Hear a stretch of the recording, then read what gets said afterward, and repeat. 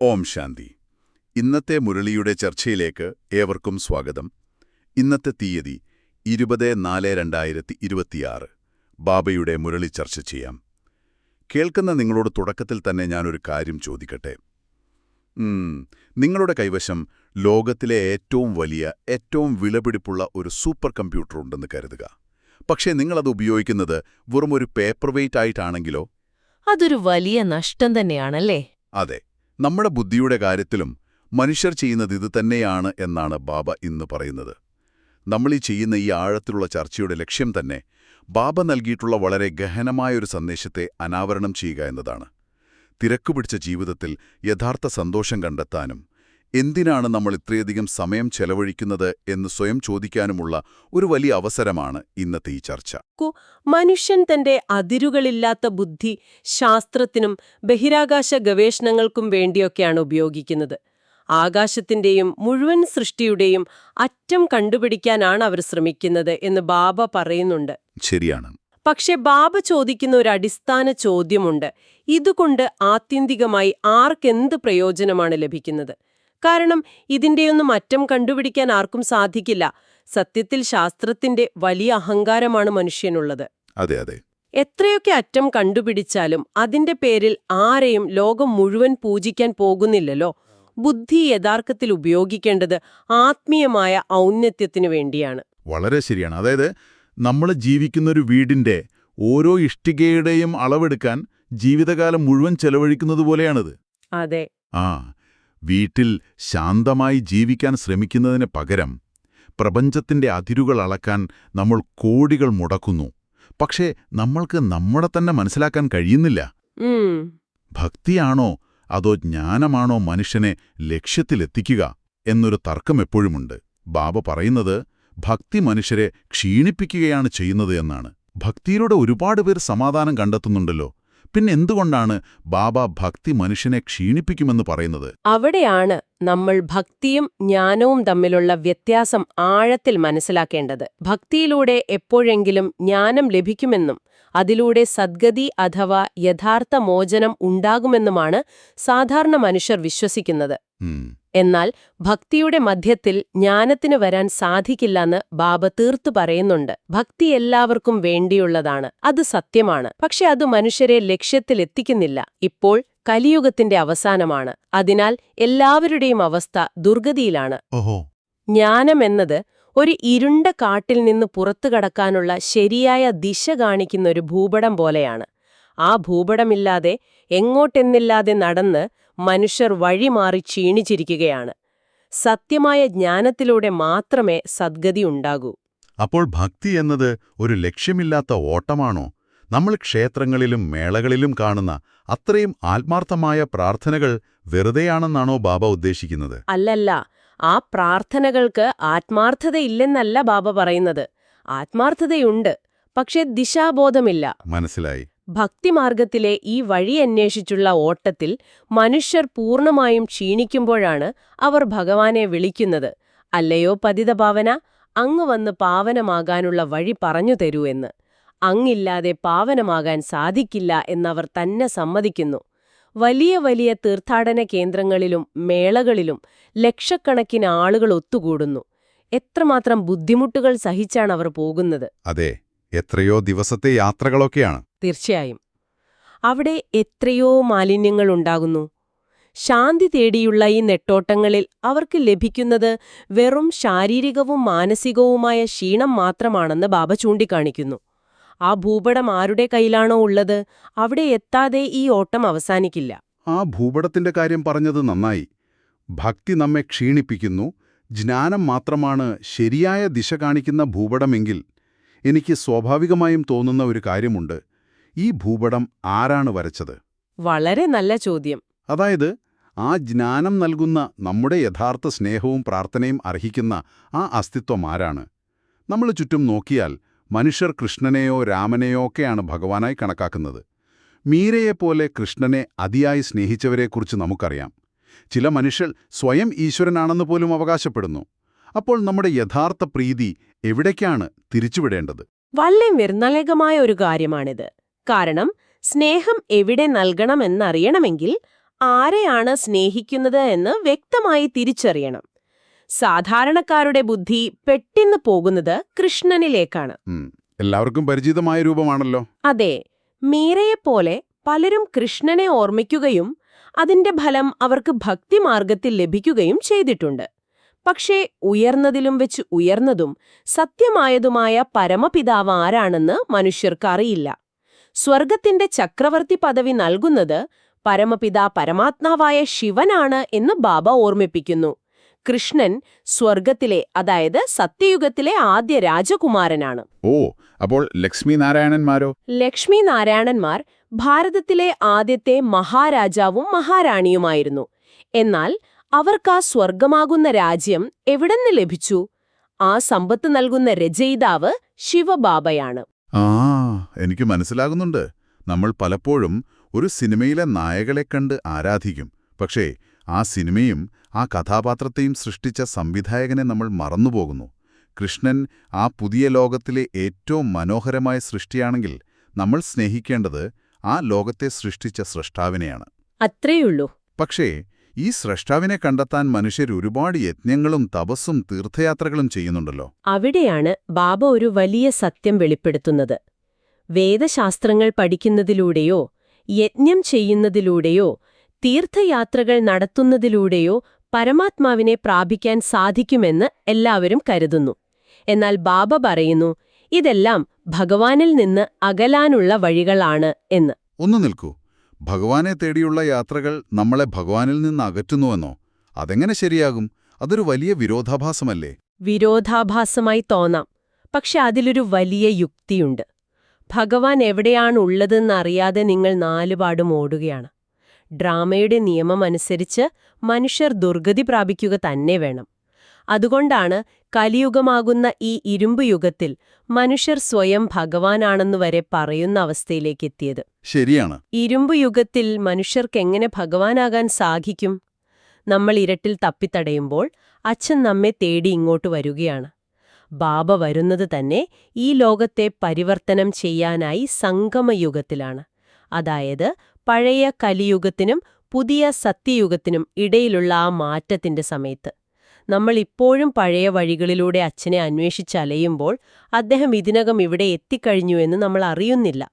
അതുകൊണ്ടാണ് ആ ഓട്ടങ്ങൾ നമ്മെ അകറ്റുന്നു എന്ന് ബാബ പറയുന്നത്. അതായത് അദ്ദേഹം വന്ന് വാതിൽക്കൽ നിൽക്കുമ്പോൾ നമ്മൾ അദ്ദേഹത്തെ അന്വേഷിച്ച് കാട്ടിലേക്ക് പോകുന്നത് പോലെ. അതെ, കൃത്യമായി പറഞ്ഞാൽ അങ്ങനെ തന്നെ. അത് ശരിക്കും നമ്മുടെ കണ്ണു തുറപ്പിക്കുന്ന ഒരു യാഥാർത്ഥ്യമാണ്. അങ്ങനെയെങ്കിൽ പരമപിതാവിനെ തിരിച്ചറിഞ്ഞു കഴിഞ്ഞാൽ നമ്മുടെ ജോലി എന്താണ്? ബാബ നമ്മളെ വിളിക്കുന്നത് ഈശ്വരീയ മുക്തിസേന അഥവാ സ്പിരിച്വൽ സാൽവേഷൻ ആർമി എന്നാണ്. ഞാൻ ഈ വാക്ക് കേൾക്കുമ്പോൾ തെരുവിലിറങ്ങി വലിയ ശബ്ദത്തിൽ പ്രസംഗിക്കുന്ന അല്ലെങ്കിൽ മറ്റുള്ളവരെ നിർബന്ധിച്ച് മാറ്റാൻ ശ്രമിക്കുന്ന ഒരു കൂട്ടം ആളുകളെയാണ് സങ്കൽപ്പിക്കുന്നത്. ബാബ ഉദ്ദേശിക്കുന്ന ഈ ആത്മീയ സേനയുടെ യഥാർത്ഥ സ്വഭാവം എന്താണ്? ഇതിനായി നമ്മളെല്ലാം ഉപേക്ഷിച്ച് സന്യാസം സ്വീകരിക്കേണ്ടതുണ്ടോ? ആ ഒരു തെറ്റിദ്ധാരണ പലർക്കുമുണ്ട്. ബാബയുടെ ജ്ഞാനത്തിന്റെ ഏറ്റവും വലിയ സൗന്ദര്യം അതിന്റെ പ്രായോഗികതയാണ്. പരമ്പരാഗതമായ സന്യാസം ഇവിടെ ആവശ്യമില്ല. ഇന്നത്തെ കാലത്ത് കാഷായ വേഷം ധരിച്ച് കുറച്ചു കാര്യങ്ങൾ പറയുമ്പോൾ എവിടെ നിന്നെങ്കിലും ഭക്ഷണം ലഭിക്കുന്ന നിരവധി സന്യാസിമാരുണ്ട്. ഒരുപാട് പേരുണ്ട്. പലരും ചോദിക്കാറുണ്ട്, ഈ വഴിയിൽ വന്നാൽ ഞങ്ങൾക്കും കാട്ടിലേക്ക് പോകേണ്ടി വരുമോ എന്ന്. ബാബ വളരെ വ്യക്തമായി പറയുന്നു, നിങ്ങൾക്കൊരു സന്യാസവും ആവശ്യമില്ല. ഗൃഹസ്ഥ വ്യവഹാരത്തിൽ കഴിഞ്ഞുകൊണ്ട്, അതായത് നിങ്ങളുടെ കുടുംബത്തോടൊപ്പം നിങ്ങളുടെ എല്ലാ ജോലികളും കടമകളും നിറവേറ്റിക്കൊണ്ട് വേണം ഇത് ചെയ്യാൻ. അപ്പോൾ എന്റെ ആ 9 മുതൽ 5 വരെയുള്ള ജോലിക്കിടയിലും കുടുംബത്തിലെ തിരക്കുകൾക്കിടയിലും എനിക്ക് ഈ മുക്തിസേനയുടെ ഭാഗമാകാം. അതെങ്ങനെയാണ് പ്രായോഗികമാകുന്നത്? തീർച്ചയായും ആകാം. ഗൃഹസ്ഥത്തിലുള്ളവർക്ക് ഈ ജ്ഞാനം മനസ്സിലാക്കിക്കൊടുത്ത് അവരുടെയും മംഗളം ചെയ്യണം. സത്യമായ രണ്ടാമത്തെ അച്ഛന്റെ, അതായത് ബാബയുടെ രഹസ്യം ലോകത്തെ അറിയിക്കുന്നതാണ് ഏറ്റവും വലിയ സേവനം. ഭൗതിക സേവനം ജന്മാന്തരങ്ങളായി മനുഷ്യർ ഒരുപാട് ചെയ്തു. ആശുപത്രികൾ പണിതു, അന്നദാനം നടത്തി. എന്നാൽ അതൊന്നും മനുഷ്യന്റെ ദുഃഖം പൂർണ്ണമായി ഇല്ലാതാക്കിയില്ല. ശരിയാണ്. താൽക്കാലിക ആശ്വാസം മാത്രമേ ലഭിച്ചുള്ളൂ. ഇപ്പോൾ ഈ അന്തിമ ജന്മത്തിൽ ബാബ പഠിപ്പിക്കുന്ന ഈ ആത്മീയ സേവനം മാത്രമേ ഫലം നൽകൂ. വാചാലമായി പ്രസംഗിക്കുന്നതിനു പകരം ചിത്രങ്ങളിലൂടെയും പ്രദർശനങ്ങളിലൂടെയും ജ്ഞാനം പകർന്നു നൽകാൻ ബാബ നിർദ്ദേശിക്കുന്നു. ചിത്രങ്ങളിലൂടെയോ? എന്തുകൊണ്ടാണ് ബാബ ചിത്രങ്ങൾക്ക് ഇത്രയും പ്രാധാന്യം നൽകുന്നത്? നമ്മൾ ആശയവിനിമയം നടത്തുന്നത് വാക്കുകളിലൂടെയല്ലേ? അവിടെയാണ് ബാബയുടെ മനഃശാസ്ത്രപരമായ ഒരു ഉൾക്കാഴ്ച നമ്മൾ കാണേണ്ടത്. ലോകത്ത് ഭാഷകൾ ഒരുപാടുണ്ട്, പക്ഷേ ഒരു ചിത്രം എല്ലാവർക്കും മനസ്സിലാകും. അതുകൊണ്ടാണ് മുഖ്യഭാഷകളിലെല്ലാം ചിത്രങ്ങൾ ഉണ്ടാക്കണം എന്ന് പറയുന്നത്. ചിത്രങ്ങളിലൂടെ സൃഷ്ടിചക്രത്തിന്റെ മുഴുവൻ ജ്ഞാനവും വളരെ എളുപ്പത്തിൽ മനുഷ്യർക്ക് ഉൾക്കൊള്ളാൻ സാധിക്കും. അത് ശരിയാണ്. വലിയ പ്രഭാഷണങ്ങൾ കേൾക്കുന്നതിനേക്കാളും മനുഷ്യന്റെ ബുദ്ധിയിലേക്ക് ഒരു കാഴ്ച വേഗത്തിലിറങ്ങിച്ചെല്ലും. പ്രൊജക്ടറിനേക്കാളും പ്രദർശനയിലാണ് കൂടുതൽ സേവനമുണ്ടാവുക എന്ന് ബാബ എടുത്തു പറയുന്നുണ്ട്. കാരണം അവിടെ ആളുകൾക്ക് നിന്ന് കാണാനും സംശയങ്ങൾ ചോദിക്കാനും ആഴത്തിൽ ചിന്തിക്കാനുമുള്ള അവസരമുണ്ട്. അത് വളരെ ശരിയാണ്. ഒരു ചിത്രം 1000 വാക്കുകൾക്ക് തുല്യമാണെന്ന് നമ്മൾ പറയാറുണ്ടല്ലോ. ഈ പ്രദർശനങ്ങളിലൂടെ നമ്മൾ ആളുകൾക്ക് കാണിച്ചു കൊടുക്കുന്ന ഈ ലോകത്തിന്റെ അന്തിമഘട്ടമെന്താണ്? ബാബ പലപ്പോഴും പറയുന്നുണ്ട്, സൃഷ്ടി പകുതി പകുതിയാണെന്ന്. അതായത് സത്യത്രേതായുഗങ്ങൾ സ്വർഗവും ദ്വാപരകലിയുഗങ്ങൾ നരകവും. ഇവിടെ എനിക്ക് പെട്ടെന്ന് മനസ്സിലാകാത്ത ചില വാക്കുകൾ ബാബ ഉപയോഗിക്കുന്നുണ്ട്. ചോദിക്കൂ. സാകാരി ലോകം, ശാന്തിധാമം, മൂലവതനം എന്നൊക്കെ കേൾക്കുമ്പോൾ കുറച്ച് ആശയക്കുഴപ്പം തോന്നുന്നു. ലോകം നശിക്കുന്ന ഒരു വലിയ പ്രളയം വരുമെന്നാണോ ബാബ പറയുന്നത്? നമുക്ക് ഈ വാക്കുകളൊന്ന് ലളിതമായി വിശദീകരിക്കാമോ? തീർച്ചയായും അത് വിശദീകരിക്കേണ്ടത് അത്യാവശ്യമാണ്. ലോകാവസാനത്തെക്കുറിച്ചുള്ള മനുഷ്യരുടെ ഏറ്റവും വലിയ ഭയമാണ് മഹാപ്രളയം. ഗീതയിൽ കൃഷ്ണന്റെ പേര് വെച്ച് പിന്നീട് പ്രളയം വരുമെന്ന് കാണിച്ചിരിക്കുന്നുവെന്നും പക്ഷെ അതുകൊണ്ട് യാതൊരു ഫലവുമില്ലെന്നും ബാബ പറയുന്നു. വളരെ പ്രധാനപ്പെട്ട ഒരു കാര്യം ബാബ ഇവിടെ വ്യക്തമാക്കുന്നുണ്ട്. മഹാപ്രളയം എന്നൊന്നും ഉണ്ടാകില്ല. പ്രളയമുണ്ടാകില്ലേ? അപ്പോൾ പിന്നെ ഈ പഴയ ലോകം എങ്ങനെയാണ് അവസാനിക്കുന്നത്? ഈ ലോകം അവിനാശിയായ ലോകമാണ്. പൂർണ്ണമായ നശീകരണം എന്നൊന്നില്ല. പകരം പഴയ ലോകം അവസാനിക്കുകയും പുതിയതായി പരിവർത്തനം സംഭവിക്കുകയും ചെയ്യുന്നു. നിങ്ങൾ ജീർണിച്ച ഒരു വീട് പൊളിച്ചുമാറ്റി അവിടെ പുതിയൊരു വീട് പണിയുന്നതുപോലെ ഇപ്പോൾ നമ്മൾ ജീവിക്കുന്ന ഈ ഭൗതിക ലോകത്തെയാണ് സാകാരി ലോകം എന്ന് വിളിക്കുന്നത്. ശരീരമുള്ള ആത്മാക്കൾ ജീവിക്കുന്ന ലോകം. ഈ ലോകം പരിവർത്തനപ്പെടുമ്പോൾ ആത്മാക്കൾ ശാന്തിധാമത്തിലേക്ക് അഥവാ മൂലവധനത്തിലേക്ക് മടങ്ങുന്നു. ശാന്തിധാമം, അതായത് ഒരുതരം സോൾ വേൾഡ്. അവിടെ നമ്മൾ ശരീരമില്ലാതെയാണോ ഇരിക്കുന്നത്? എനിക്ക് മനസ്സിലാകാൻ വേണ്ടി ചോദിക്കുകയാണ്. നമ്മൾ ഫോണിലെ ഡേറ്റ ക്ലൗഡിലേക്ക് അപ്ലോഡ് ചെയ്യുന്നത് പോലെ ആത്മാക്കൾ തങ്ങളുടെ ഫിസിക്കൽ ശരീരം ഉപേക്ഷിച്ച് ഈ മൂലവതനത്തിൽ പോയി വിശ്രമിക്കുകയാണോ? കൃത്യമായി പറഞ്ഞാൽ അത് തന്നെ. വളരെ മനോഹരമായ ഒരു ഉദാഹരണമാണിത്. ബ്രഹ്മതത്വത്തിൽ, അതായത് ആ ശാന്തിയുടെ ലോകത്തിൽ ഒരു നിരാകാരിയായ വൃക്ഷത്തെ പോലെയാണ് ആത്മാക്കൾ വസിക്കുന്നത് എന്ന് ബാബ പറയുന്നു.